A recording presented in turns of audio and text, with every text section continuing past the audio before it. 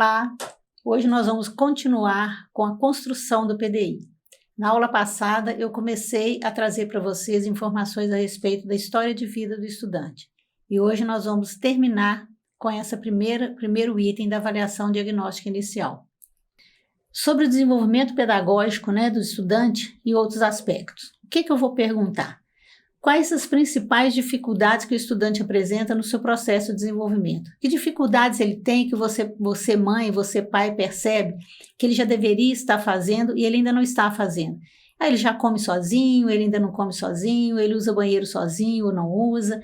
Então, são questões do desenvolvimento aí para ver se os pais percebem que ele está com atraso. Quais são as características e as reações do estudante que mais incomodam a família?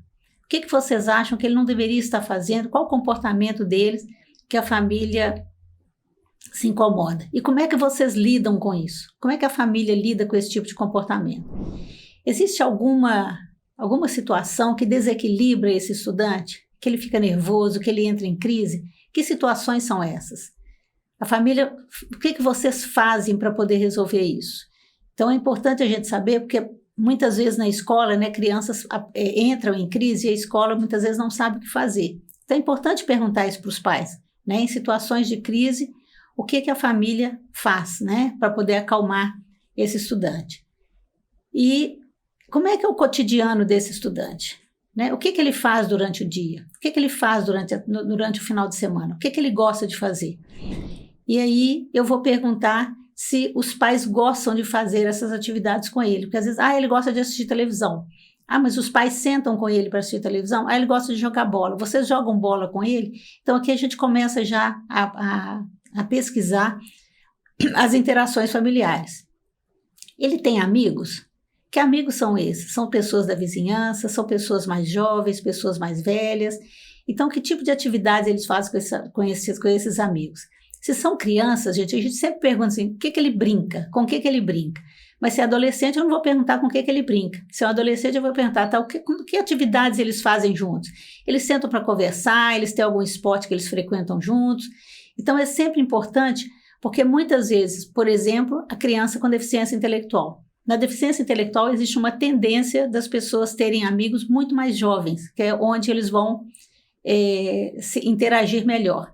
Então, é importante eu saber quem são esses amigos, a idade desses amigos e o que eles realizam juntos. Tem uma pergunta também que aí eu só vou fazer, gente, se eu não conhecer a criança. Por exemplo, se ele usa fraldas.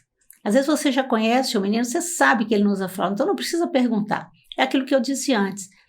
Tem certas perguntas que vocês não precisam fazer, tá? Eu coloco todas aqui nesse questionário, para que vocês possam pensar assim, um maior número de informações para que a gente possa criar um bom diagnóstico aí desse estudante. Então, assim, se ele usa fralda, se ele usa o banheiro sozinho, se ele é auxiliado na higiene, quem é que auxilia, se ele usa bolsa coletora, que também é uma outra pergunta que raramente, existem pessoas que usam bolsa coletora, mas se eu sei que ele não usa, eu não vou perguntar.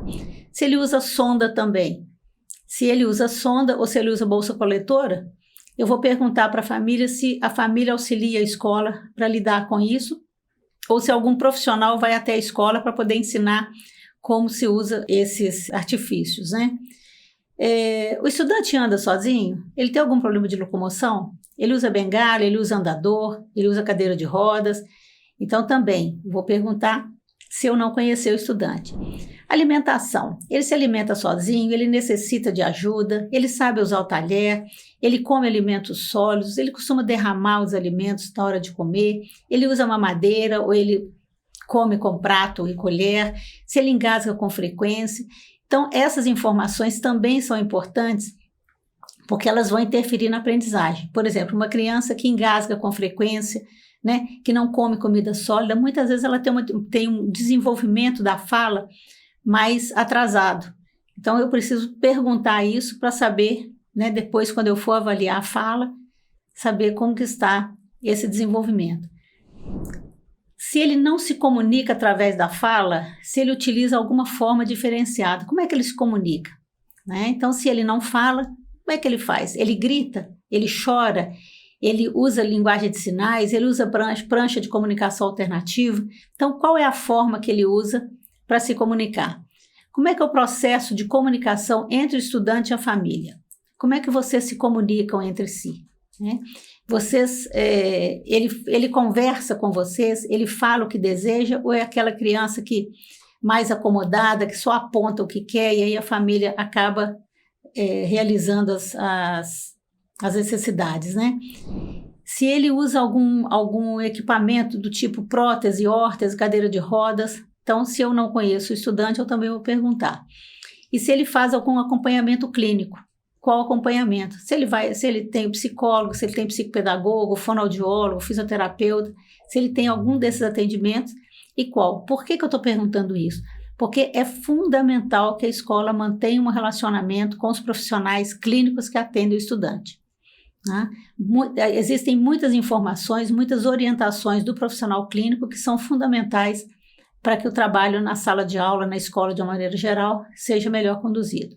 E aqui também eu vou fazer outras perguntas que sejam importantes para enriquecer a esses meus dados com relação ao estudante.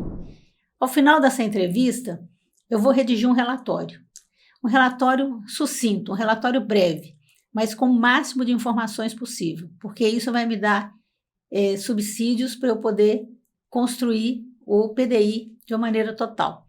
Então, essa é a primeira parte do PDI, ok?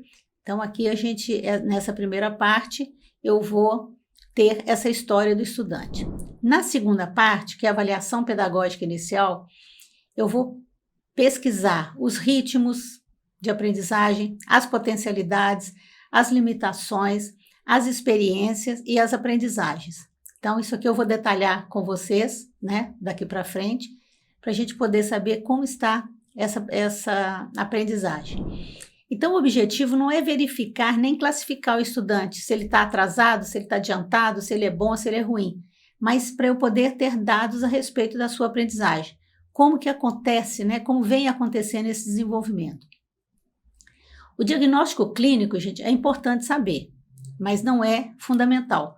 Como eu disse no começo, eu não preciso ter um diagnóstico clínico, não preciso ter um laudo clínico para poder fazer o PDI. Mas se eu tenho dados importantes, né? Por exemplo, se o aluno é cego, então, provavelmente, né, ou necessariamente, eu vou precisar do uso do Braille. Se o aluno é surdo, necessariamente eu tenho que usar eu tenho que fazer o uso da Libras. Ele sabe Libras? Se ele não sabe Libras, então como providenciar essa primeira língua para ele, essa língua materna para ele? Então é importante eu saber o laudo clínico, mas ele não é fundamental. O que importa aqui nesse momento é saber o processo pedagógico do estudante, quais são as necessidades educacionais que ele apresenta. Então, se eu estou numa escola, a minha preocupação aqui são com os dados educacionais, tá? Os dados clínicos, eles apenas vão acrescentar aqui algumas informações importantes. Então, nessa avaliação pedagógica, o que é importante a gente fazer? É importante a gente identificar as potencialidades do estudante. O que ele faz, o que ele gosta de fazer, o que ele sabe fazer, o que ele tem interesse em fazer. E a partir daí, então, eu vou ter o subsídio necessário para a construção da proposta pedagógica. E também, essa avaliação pedagógica, eu vou identificar quais são as barreiras que estão impedindo que essa criança aprenda.